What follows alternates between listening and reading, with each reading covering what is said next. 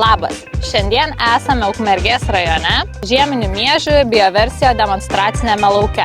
25-26 metų sezone šiame lauke turėsim žieminius miežius Jakubus. Kas čia yra padaryta, tai po derliaus nuėmimo yra važiuota su glifosatu, kartu yra panaudotas ir mūsų produktas bioversijo Organic. Rugsėjo 9 dieną žieminiai miežiai pasėti, kartu įterpiant ir kompleksinės trąšas. Už 12 dienų, kai jie pilnai sudygo, yra panaudotas herbicidas ir tuo pačiu bioversijo Grow ir bioversijo Protect produktai. Kas svarbu šitam lauke, pH šičia varijuoja nuo 5,5 iki 5,8 ir tai yra ribojantis veiksnys maisto medžiagų pasisavinimui.